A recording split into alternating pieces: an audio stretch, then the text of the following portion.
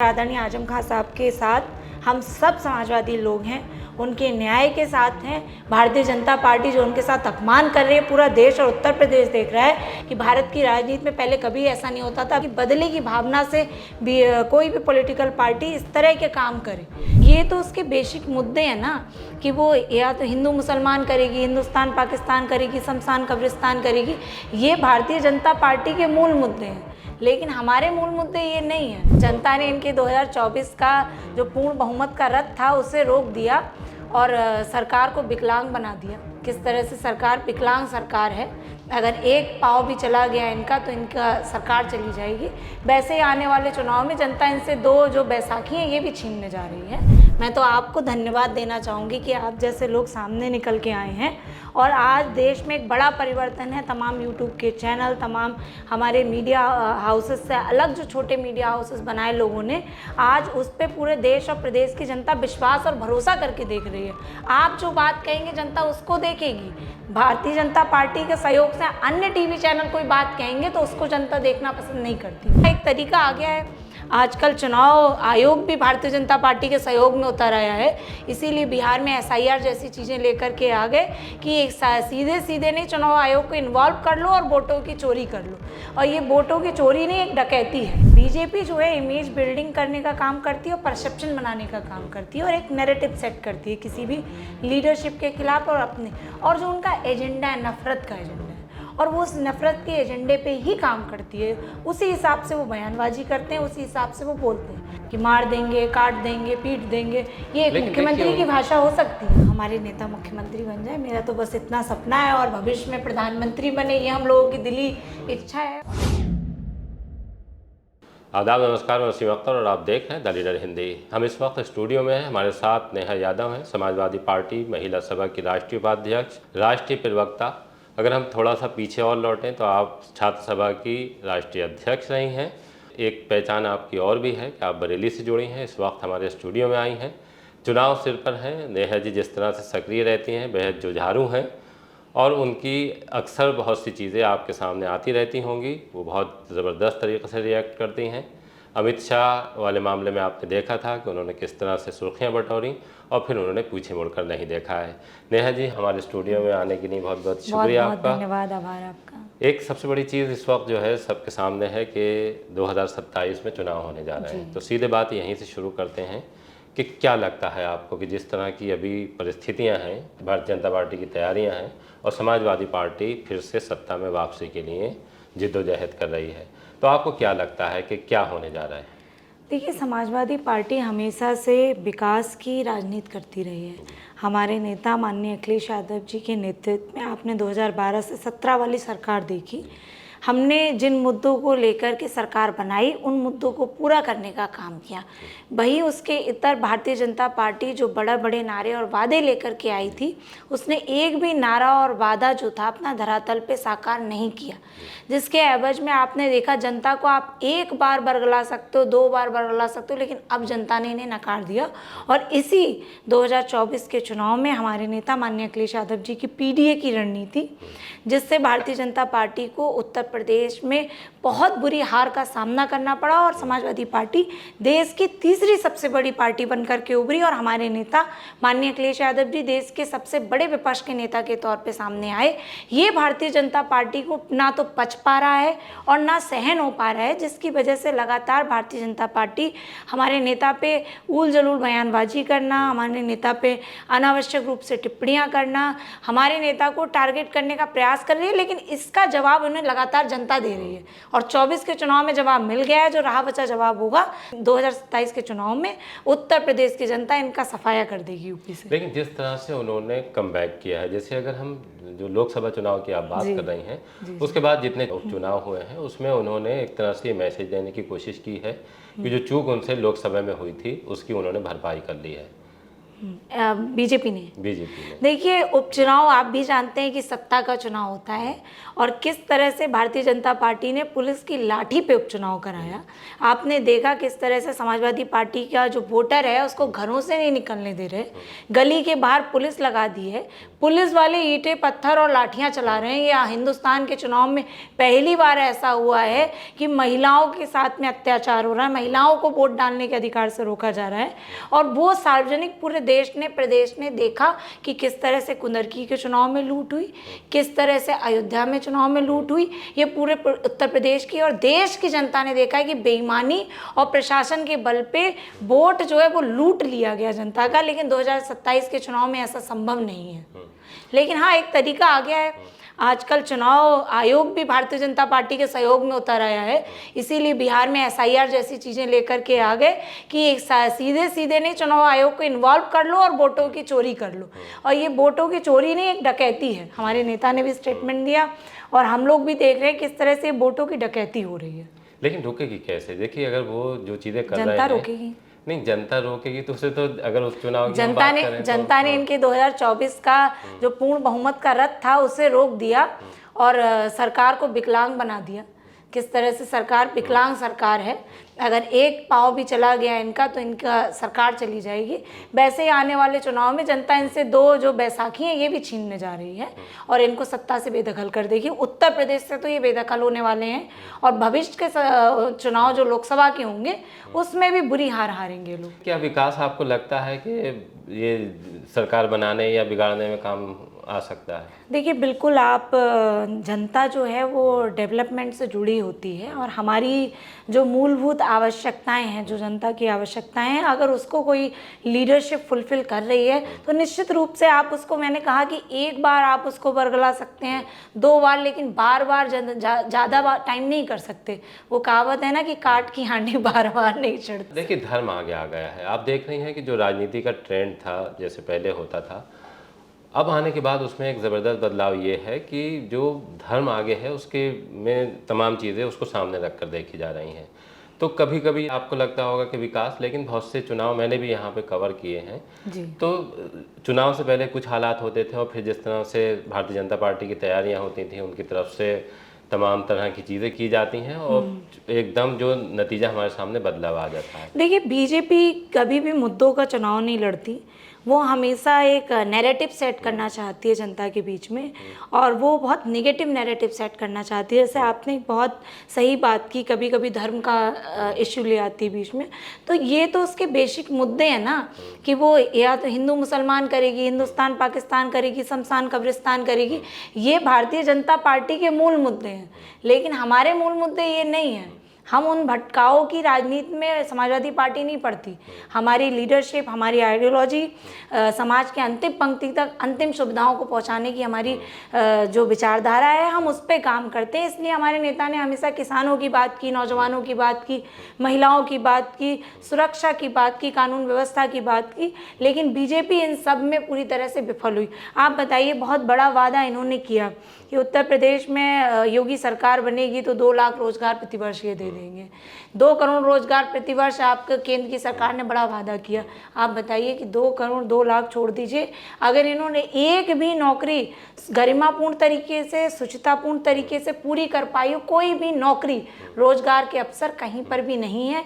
इनकी सरकार में जो नियुक्तियां हुई, जो पहले बात तो नियुक्ति नहीं हुई और धोखे से अगर 1-2 नियुक्तियां इन्होंने लाई भी तो वो नियुक्तियां, पहले तो इनकी सरकार में इतनी धांधली और धोखेबाजी हुई, पहले पेपर लीक से बचता है, पेपर लीक से अगर धोखे से बच भी जाए तो वो न्यायपालिका तक संघर्ष कर रहे हैं आज तक लोग। तो ये कोई भी चीज़ फुलफिल नहीं कर पा रहे जो आवश्यकता है। नौजवानों को रोजगार और नौकरियां चाहिए, कहीं नहीं दे पा रहे।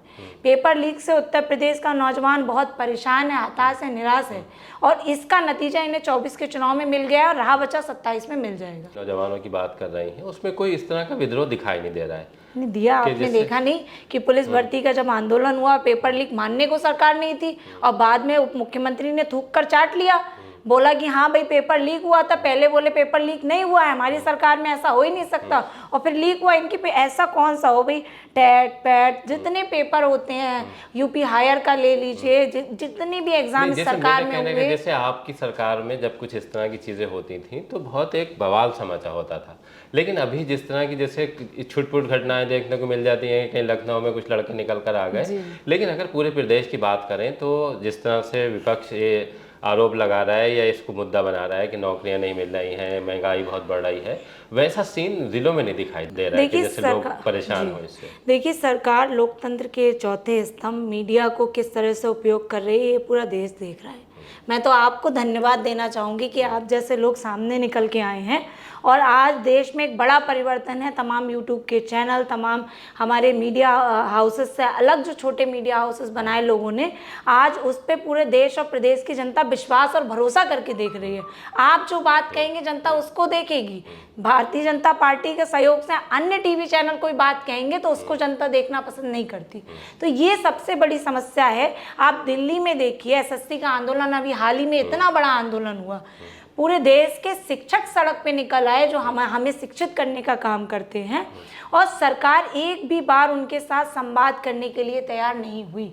सड़कों पर आ गए शिक्षक। उसके बाद में यूपी SSS का प्रोटेस्ट हुआ, उसको दबाने के लिए किस तरह से एक मीडिया के पत्रकार को किस तरह से उसकी माइक, उसकी आइडेंटिटी सब कुछ छीनी गई, ये भी वायरल हुआ। तो ये साफ तौर पे है कि आप अगर सरकार की चाटुकारिता कर रहे हो, आप सरकार की चरण वंदना कर रहे हो, आप भारतीय जनता पार्टी के लिए वाहवाही कर रहे हो, आप RSS के हिसाब से काम कर रहे हो, तब तो आपको वो चलने देंगे। और अगर आप उसके इतर कुछ कर रहे हो, आप उसके इतर कोई आवाज़ उठा रहे हो, तो वो आपकी आवाज़ को दबाने का काम करेंगे। लेकिन आपके पास रास्ता क्या है इसका? जैसे उन्होंने बहुत सी चीज़ें प्लान की हैं, और प्लान करने के बाद उसका नतीजा देखने को मिल रहा है। जैसे आप भी ये शिकवा कर रही हैं कि वो जो, अगर हम बड़े घरानों को देखें, मीडिया घरानों को, तो उस तरह से आवाज़ नहीं उठा रहे हैं। तो आपके पास इसमें रास्ता क्या है समाजवादी पार्टी के पास? देखिए, समाजवादी पार्टी के पास में ये रास्ता है कि आज का जो ज़माना है वो डिजिटल ज़माना है, और हर व्यक्ति मोबाइल पे स्क्रॉल करता है। और आप मोबाइल उठा कर के देख लीजिए कि सोशल मीडिया पे भारतीय जनता पार्टी का हाल क्या हो गया। जनता ने पूरी तरह नकार दिया है, और ये परेशान है किस तरह से सोशल मीडिया पे इनकी जो एंटी इनकम्बेंसी है बीजेपी के खिलाफ, वो साफ तौर पे आप देख सकते हो। तो वो एक स्ट्रॉन्ग स्ट्रेंथ है समाजवादी पार्टी के पास। दूसरा, आप जैसे जो चैनल हैं, तमाम यूट्यूब के चैनल और तमाम जो पत्रकार हैं, उन्होंने अपने इंडिविजुअल चैनल ओपन किए हैं, अपने तमाम तरह के पॉडकास्ट कर रहे हैं, कोई किसी तरीके की न्यूज़, डिजिटल न्यूज़ चला रहे हैं। तो ये, और अभी हाल ही में हमारी समाजवादी पार्टी ने भी SPTV करके एक चैनल शुरू किया है, उसके माध्यम से भी हम जनता के बीच में अपनी बातों को पहुंचाने का काम कर रहे हैं। और निश्चित रूप से जनता उन्हीं बातों को सुनेगी जो उसे पता है कि सही क्या है, गलत क्या है। अब आज के इस युग में जनता को मूर्ख नहीं बना सकते। अच्छा, 20 और 80% का जो एक बात कही जा रही है, अगर हम चुनावी उसको देखें तो क्या इससे कैसे पार पाएंगे? देखिए, हम तो 100% की बात करने वाले लोग हैं, और सब हमारे साथ हैं। ये मैंने कहा ना, ध्रुवीकरण और तुष्टीकरण की राजनीति हमारा एजेंडा नहीं है, ये भारतीय जनता पार्टी का एजेंडा है। हमारा एजेंडा है विकास की राजनीति करना, सामाजिक न्याय की राजनीति करना। हमारे नेता सोशल जस्टिस पे काम कर रहे हैं, हमारे नेता ने सोशल जस्टिस करके दिखाया है। हमारी पार्टी के अंदर सोशल जस्टिस है, और हम न्याय की लड़ाई लड़ रहे हैं लोगों की। और जो PDA का आह्वान आदरणीय अखिलेश यादव जी ने दिया है, उस PDA के आह्वान से भारतीय जनता पार्टी में बौखलाहट साफ नज़र आ रही है। और वो PDA समाज हमारे साथ एकजुट होकर के आ गया है, और उस PDA में सब आते हैं, दलित, पिछड़े, अल्पसंख्यक, महिलाएं, सब, हर वर्ग, पीड़ित, दुखी, अगड़े भी आते हैं, अल्पसंख्यक भी आते हैं, मुसलमान भी आते हैं, सिख भी आते हैं, क्रिश्चियन भी आते हैं। हर कोई हमारे साथ आ रहा है, जो दुखी है, जो पीड़ित है, वो हर वर्ग हमारे साथ है। लेकिन ये वोट में बदलेगा, ये जरा सा क्या लगता है? बदला ना, 24 के चुनाव में हमारी ये रणनीति सक्सेस हुई है। मुख्यमंत्री योगी आदित्यनाथ उत्तर प्रदेश ही नहीं, पूरे देश में बहुत छोटे नेता हो गए हैं।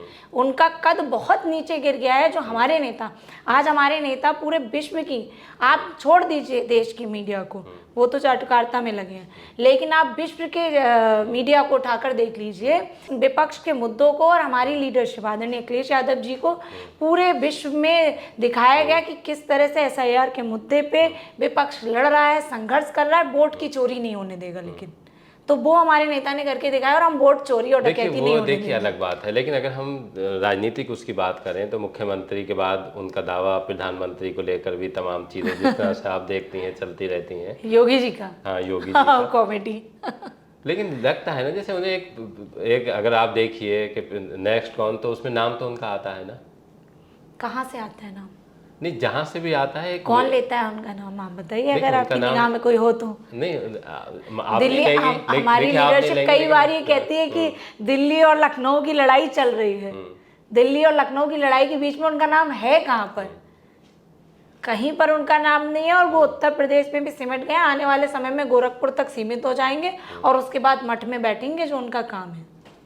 ये लगता है आपको कैसा हो बिल्कुल निश्चित ऐसा होगा और जनता ने ऐसा कर दिया। और जनता ने ऐसा इसलिए नहीं किया, जनता ने ऐसा इसलिए किया है कि जिस तरह का घमंड, गुरूर उत्तर प्रदेश की सरकार ने, मुख्यमंत्री योगी आदित्यनाथ जी ने जिस तरह की बयानबाजियां की हैं, जिस तरह की ध्रुवीकरण और तुष्टीकरण की राजनीति उत्तर प्रदेश में की है, इससे जनता बहुत नाराज है। इसका नतीजा इन्हें 24 में मिला है। अगर आप बताइए क्या कौन सी लीडरशिप उनको जनता एक्सेप्ट कर रही है? किस तरह के नेतृत्व, उनकी किसी भी नेतृत्व को पसंद नहीं कर रही। आप जहाँ जाते हैं, जहाँ देखो आप बयान, किस तरह की बयानबाजी करते हैं कि मार देंगे, काट देंगे, पीट देंगे। ये एक मुख्यमंत्री की भाषा हो सकती है। लेकिन उनका एक राजनीतिक स्टैंड है ना, वो जीतने के लिए उन्हें जो भी लगता है वो करते हैं। आप सोचते होंगे कि ये सीमा हो सकती है, उस सीमा से पार जाकर बात करते हैं। ये आपका मीडिया के क्षेत्र में लगभग 20-25 साल का अनुभव है और आपने कई जगह पे काम किया और आप जितना बेसिक ग्राउंड रूट पे आप हैं, आपने सब चीज़ महसूस की होगी। हम यहाँ बात कर रहे हैं तो आपको मन ही मन ये भी पता होगा कि जनता का मन क्या कह रहा है, लोगों के बीच में परसेप्शन क्या है। बीजेपी जो है इमेज बिल्डिंग करने का काम करती है और परसेप्शन बनाने का काम करती है और एक नैरेटिव सेट करती है किसी भी लीडरशिप के खिलाफ और अपने, और जो उनका एजेंडा है नफरत का एजेंडा है और वो उस नफरत के एजेंडे पे ही काम करती है। उसी हिसाब से वो बयानबाजी करते हैं, उसी हिसाब से वो बोलते हैं। लेकिन इसके इतर आप हमारी हिस्ट्री उठा करके देख लीजिए। हमारे नेता आदरणीय अखिलेश यादव जी जब से मुख्यमंत्री बने, आप तब से उठा करके देख लीजिए, इतना सरल, सौम्य, शालीन मुख्यमंत्री देश के इतिहास में कोई नहीं हुआ होगा जिसने इतनी कम उम्र पे मुख्यमंत्री बनने के बाद में उत्तर प्रदेश को कायाकल्प करके पलट के रख दिया। इतने विकास काम किए कि मैं अगर आपको उंगलियों पे गिनाने बैठूं तो आप सुनते सुनते थक जाएंगे, लेकिन मैं गिनाते गिनाते नहीं थकूंगी। जो काम उन्होंने कर दिए, आप उसके इतर बताइए बीजेपी ने कोई एक काम किया हो। देश का सबसे बड़ा एक्सप्रेस वे हमारे नेता ने दिया। जो उस पर चलने वाले लोग हैं क्या समाजवादी पार्टी के लोग हैं? हर वर्ग, हर विचारधारा का व्यक्ति उस एक्सप्रेस वे पे चलता होगा। डायल 100 देने का काम हमारे नेता ने किया, भले ही अब उसका नाम बदल दिया है, नाम बदलने का क्रेडिट भले ही इन्हें चला जाए, लेकिन एक्चुअल में हमारी लीडरशिप ने दिया। कितना बड़ा विजन था, कहीं कोई घटना हो जाए 10 मिनट के अंदर पुलिस आपके पास पहुंच जाए। 1090 हमारे नेता ने दी। कितनी जल्दी कोई लड़की, महिला असुरक्षित है, आपने एक कॉल की और आप सेफ हो गए। 20 मिनट में, 10 मिनट में आपके पास पुलिस पहुंच जा रही है। हमारे नेता ने 55 लाख महिलाओं को समाजवादी पेंशन देने का काम किया। आप बताइए बीजेपी के ऐसे 2 काम जो जनता में हो नहीं होंगे, आपकी भी दिमाग में नहीं आ रहे होंगे, ऐसे कौन से बता दूं मैं कि जो जनता के बीच हूँ, कोई काम नहीं है सिवाय नफरत। लेकिन वो तो सरकार तो बता रही है। अभी मुख्यमंत्री बरेली आए थे तो तमाम अपने काम गिना कर गए थे और आगे की उन्होंने तमाम चीज़ें बताई थी। जैसे अगर हम पीडीए की बात करें तो उसमें सारे वर्ग हैं, जैसे आपने भी गिनाए। उसमें अगर सबसे बड़े वर्ग की बात करें तो उसमें अल्पसंख्यक समुदाय के लोग आते हैं और ख़ासतौर से मुस्लिम्स आते हैं। तो कोई ऐसा वो बनेगा कि जिसकी जितनी हिस्सेदारी है या जितनी भागीदारी है उस हिसाब से ये नारा तो हमारे नेता स्टार्टिंग से दे रहे हैं, जिसकी जितनी संख्या भारी उसकी उतनी हिस्सेदारी। हमारे नेता उसको फॉलो करते हैं। आप समाजवादी पार्टी के सांसद ही देख लीजिए, सबसे ज़्यादा पीडीए का रिप्रेजेंटेशन हमारे सांसदों में है। और भारतीय जनता पार्टी के सांसदों को देख लीजिए, कौन है इनके पास, कितनी महिला सांसद उठा के देख लीजिए और हमारे पास कंपेयर कर लीजिए।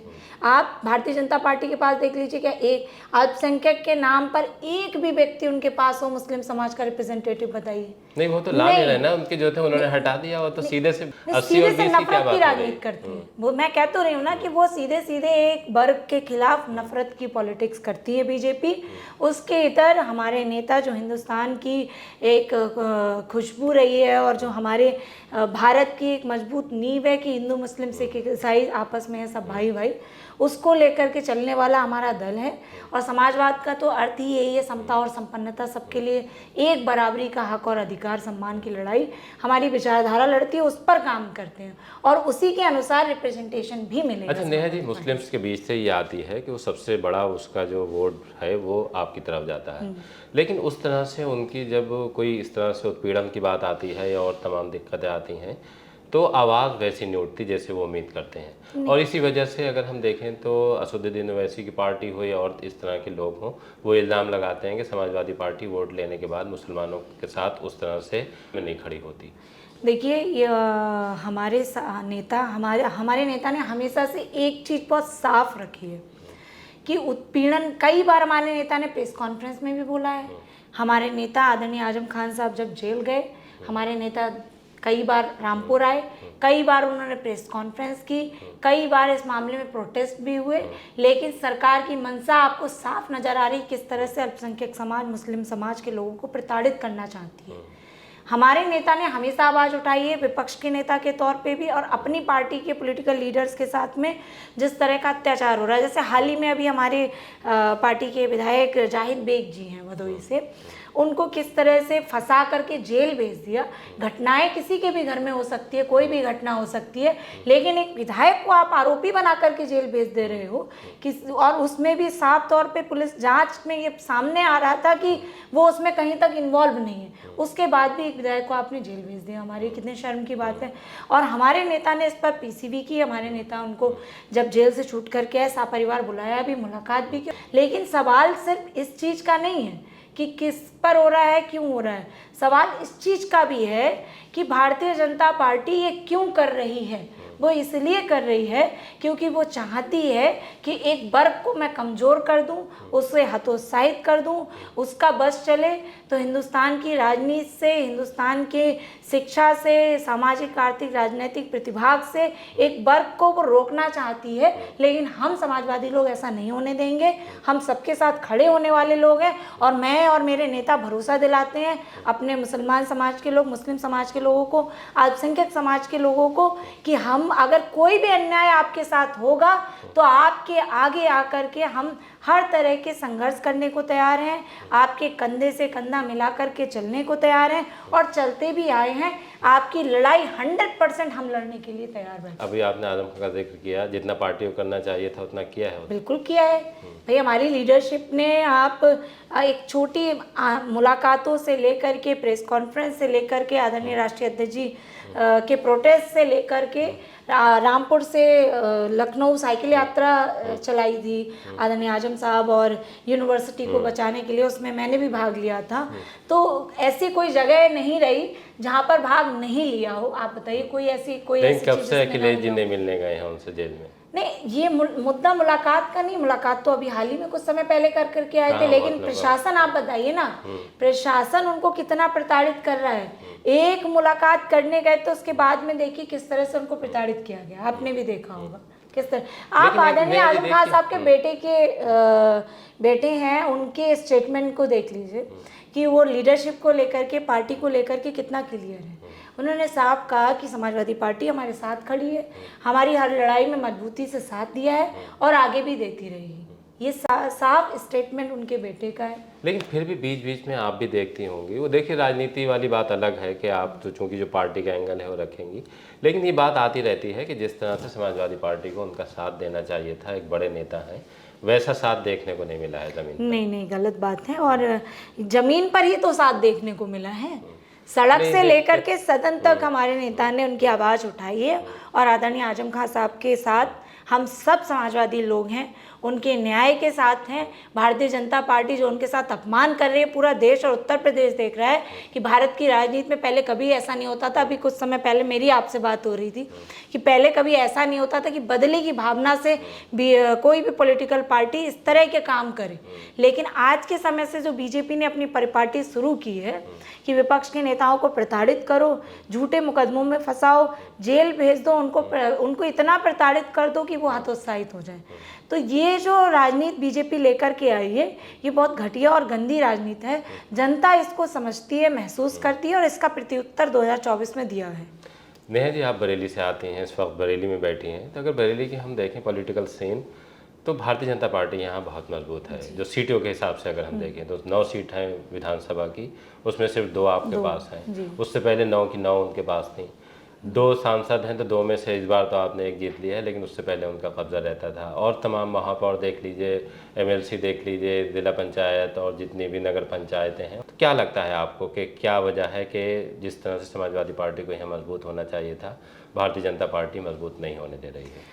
देखिए, मैं जितना बरेली को समझती हूँ उस हिसाब से आप इनके पीछे के बैकग्राउंड को उठा लें, जो पिछले चुनाव में इनके नतीजे थे और इस चुनाव में जो अंतर हार और जीत का हमारी सभी सीटों पर रहा। 2 विधायक हमारे बने, जिन 7 सीटों पे आप अंतर उठा के देख लीजिए कितना कम हुआ है। बीजेपी की जो एक कहते नहीं वोट चोरी, वोट कटवाना, हमारे जो कार्यकर्ता और ख़ास करके एक विशेष वर्ग और जाति के वोट काटे गए, एंड टाइम पे वोटों की शिफ्टिंग की गई, वोट डिलीट कर दिए गए, जिंदा आदमी को मृत दिखा दिया गया। ये सिर्फ बरेली जनपद में ही नहीं हुआ, पूरे उत्तर प्रदेश में हुआ और लगभग हर विधानसभा में 20,000 वोटों की भारी कटौती सरकार ने कराई। तो ये जो हरकत इन्होंने की, उससे बेईमानी से जीत, भले ही कुछ सीटों पे गए, अपनी सरकार बेईमानी से बनाने में भले ही बना ली हो, लेकिन जनता में ये मैसेज साफ था। और आपने 22 का चुनाव देखा, कितना बड़ा विरोध था इनका, इतनी एंटी इनकम्बेंसी थी कि मैं यहाँ थी चुनाव में, और हम जिस क्षेत्र में, जिस गांव में, जिस कस्बे में जाते थे, वहाँ बीजेपी की रैलियों में कोई भीड़ नहीं थी, नेताओं के कार्यक्रम में कोई भीड़ नहीं थी। उसके बावजूद भी इन्होंने चोरी से और बेईमानी से सीटों को जीत लिया। लेकिन 2024 के चुनाव में आप देखिए, उठा करके आंवला लोकसभा में जिन विधानसभाओं में ये जीतते थे, उनमें इनको भारी हार का सामना करना पड़ा। आने वाले चुनाव में बरेली में, जो बरेली का लोकसभा जो चुनाव हुआ, उसमें भी आप जीत और हार का अंतर देखिए कितना कम हो गया। आने वाले चुनाव में निश्चित रूप से जो इनकी वोट चोरी, बेईमानी ये है, इसको हम कम नहीं, इसको खत्म ही कर देंगे और जीत का अंतर हम इतना बढ़ा देंगे कि ये बेईमानी कितनी भी करें। नहीं, अगर हम लोकसभा चुनाव की बात कर लें तो लोकसभा चुनाव में कितना बड़ा फेरबदल था कि उनके लंबे समय से जो सांसद बनते आ रहे थे, भाजपा ने पहली बार उनका टिकट नहीं देने के बाद दूसरे को लेकर आए थे। तो बरेली आपको जीतना चाहिए थे जिस तरह की परिस्थितियाँ थीं, लेकिन आप चूक गए यहाँ पर। जो इंटरनल अगर हम समाजवादी पार्टी की बात करें, जैसे बार बार अखिलेश जी आते हैं तो वो बात करते हैं कि जहाँ की जो गुटबाजी है जिस तरह से, और सामने बहुत सी चीज़ें ऐसी आती रही हैं कि जिन पर कार्रवाई पार्टी को पहले कर देनी चाहिए थी।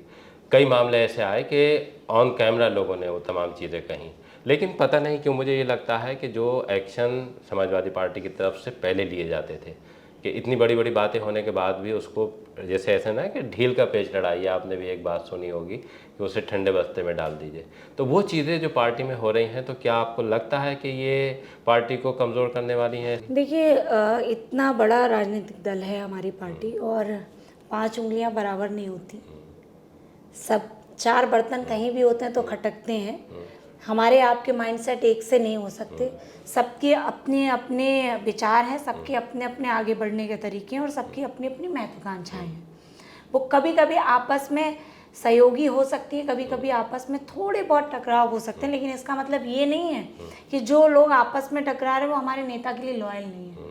हमारी आपकी आपसी बातचीत हो सकती है, लेकिन पार्टी का काम सब कर रहे हैं। मेरी आपकी किसी से हो सकता है नहीं बनती हो, लेकिन वो भी जो मेरे खिलाफ है और मैं, सब पार्टी के लिए काम कर रहे हैं, नेता के लिए काम कर रहे हैं। हमारी लड़ाई आपसी है, ना वैचारिक लड़ाई है, ना पार्टी के लिए लड़ाई है। तो ये जो मुद्दा है, ये ऐसा कौन सा दल है जिस दल के अंदर नहीं खटकते हैं। और आप तो छोटी लीडरशिप की बात कर रहे हैं, एक जिले की बात कर रहे हैं। आप मुख्यमंत्री योगी जी और दिल्ली की सरकार के बीच कितना अलगाव और टकराव है, पूरा देश और यूपी देख रहा है। तो ये तो छोटे छोटे एक बरेली जिले के कुछ नेताओं का इनडायरेक्ट बातचीत, लेकिन वहाँ से वो नहीं आई ना, ऑन कैमरा नहीं। मैं आपकी बरेली की बात कर रहा हूँ। बरेली की एक मीटिंग में जिला अध्यक्ष पर समाजवादी पार्टी की जो पूर्व विधायक हैं मीरगंज से, उन्होंने सीधे आरोप लगाए। मीटिंग के बाद ये बात बाहर आई, हमने दोनों से बात की, दोनों की बातचीत सामने आई। सुल्तान बेग अपनी बात पर अटल रहे कि हाँ मैंने ये बात कही है मीटिंग के अंदर। फिर उसके बाद बहुत से जो नगर पंचायतों का चुनाव हुआ उसमें जिनको टिकट नहीं मिला था, उन्होंने आके ये कहा कि हमसे पैसे मांगे गए थे। लेकिन इसके बाद तय होनी चाहिए कि या तो जो कह रहा है उस पर कार्रवाई हो गलत है तो, या जिसके लिए उसने कहा है उस पर कार्रवाई हो।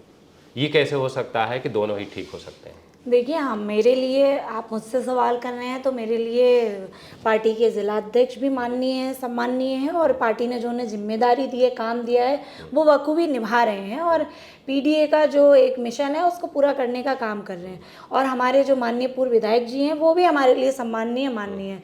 आपसी जो बातचीत कोई भी होती है वो बैठ करके शॉर्ट आउट हो चुकी है, बातें ख़त्म हो चुकी हैं। अब उस पर अनावश्यक रूप से कोई तूल देने का मसला नहीं बनता है। दो बड़े नेता आपस में कोई सहयोग असहयोग की भावना हुई, उसको बैठ करके आपस में ख़त्म कर लिया गया। उसमें कोई एक्शन और रिएक्शन की बात ही नहीं होती है। और लीडरशिप को पता है कब कहाँ क्या कैसे एक्शन लेना है। उनकी निगाह एक छोटी सी चीज़ पर भी है, बड़ी चीज़ पर भी है। हमारे नेता हर चीज़ पे निगाह रखे हुए हैं। तो आप ये मत समझिए कि अगर मैं यहाँ बैठी हूँ बोल रही हूँ और उनकी निगाह ना हो। उनकी हर जगह, हर नेता पे, हर चीज़ का कौन क्या काम कर रहा है, सब चीज़ पे उनकी निगाह है। नेहा जी, आप बरेली से हैं जी, तो क्या संगठन में इसी तरह से काम करती रहेंगी या कुछ टारगेट ये है कि संगठन से सत्ता की तरफ भी बढ़ा जाए? हमारे नेता मुख्यमंत्री बन जाए, मेरा तो बस इतना सपना है। और भविष्य में प्रधानमंत्री बने, ये हम लोगों की दिली इच्छा है और उनके लिए हम काम कर रहे हैं और संगठन के माध्यम से काम कर रहे हैं। किसी भी राजनीतिक दल में संगठन वह पहली सीढ़ी होती है जिस पे चल कर के कोई भी नेता बनने का अवसर पाता है और सड़क से संघर्ष करते करते तक सदन में पहुंचने का अवसर पाता है। ये हमारे राजनीतिक दल ने हमें ये सिखाया है कि अगर आप संघर्ष करोगे, और हमने जब भी संघर्ष किया है, काम किया है, उसको हमारे नेता ने सम्मान देने का काम किया है। और निश्चित रूप से हम अपनी लीडरशिप के लिए काम कर रहे हैं, हम अपनी पार्टी की आइडियोलॉजी के लिए काम कर रहे हैं, पार्टी के लिए काम कर रहे हैं। तो हमारे नेता हम सबको जहाँ पर भी उचित सम्मान देना होता है हमेशा दिया है, देते रहे हैं और आगे भी। बरेली में 9 विधायक हैं, 2 एमपी हैं और भी बहुत सी सीटें हैं। यहाँ पे महिलाओं का प्रतिनिधित्व उस तरह से नहीं है जैसे और जिलों की अगर हम बात करें। जी। तो क्या आपको कुछ लगता है कि इसको जो कमी है दूर किया जा सकता है? आने वाला समय आदि आबादी का है और हमारे नेता हमेशा आदि आबादी के नेतृत्व की बात करते हैं, काम करते हैं। और हम लोगों का जो सम्मेलन हुआ था, महिलाओं का सम्मेलन, उसमें भी उन्होंने कहा कि हमारी पार्टी की जो मजबूत महिलाएं हैं, जो काम करने वाली महिलाएं हैं, हम उनको अवसर देंगे चुनाव लड़ने का भी, हम उनको अवसर देंगे संगठन में भी काम करने का मजबूती से। देखिए हुए आपने नेहा यादव को सुना। जाहिर सी बात है कि बहुत सी बातें वो चूंकि उनसे अपने व्यक्तिगत जुड़ी हैं, पार्टी फैसला लेती है, पार्टी सर्वोपरि है जैसे उन्होंने कहा है। लेकिन कहीं ना कहीं ये कमी ज़रूर है। अगर हम बरेली की बात करें तो जिस तरह से महिलाओं को आगे लेके आना चाहिए था उस तरह से महिलाएं आगे नहीं दिख रही हैं। नहीं अब ये हम लोग आगे ही है और इससे ज़्यादा आगे कितना होंगे। 2027 का चुनाव सामने है। आप संगठन की बात कर रही हैं। संगठन में देखिए आपने अपनी मेहनत की, पार्टी ने उस मेहनत का आपको सिला दिया कि आपको पहले छात्र सभा का अध्यक्ष बनाया, उसके बाद महिला सभा का राष्ट्रीय उपाध्यक्ष बनाया। आगे भी अवसर देगी। मेरा कहने का मतलब ये था ना, चुनावी राजनीति जो है उसमें बहुत सी, आपकी पार्टी में बहुत सी लड़कियां अच्छा काम कर रही हैं। तो मुझे लगता है कि जो कमी है, जैसे अवसर देंगे। हमारे नेता ने, हमने कहा ना बैठक में कहा है कि हम लोगों को और तमाम जो काम कर रहे हैं महिलाएं लड़कियां संगठन में, उन्हें भी आने वाले 27 के चुनाव में अवसर मिलेगा। देखिए थोड़ा सा उम्मीदें जगाई हैं अभी नेहा जी ने। बहरहाल देखते हैं कि 2027 तक क्या होता है। लेकिन जिस तरह से आपने साहब गोई से बात की है, आपसे बरेली को बहुत उम्मीदें हैं। बरेली को नहीं बल्कि समाजवादी पार्टी को उम्मीदें हैं। जिस तरह से आप वर्क कर रही हैं, जिस तरह आपने जो महिलाओं के साथ कहा जाता है कि वो बंधन में बंधी रहती हैं, आपने बंधन तोड़े हैं और अपनी काबिलियत का लोहा मनवाया है। आगे किस तरह की चीज़ें सामने आती हैं उसके लिए इंतज़ार कीजिए और देखते रहिए द लीडर हिंदी, खरी बात मजबूती के साथ। हमसे बात करने के लिए बहुत बहुत शुक्रिया। आभार आपका।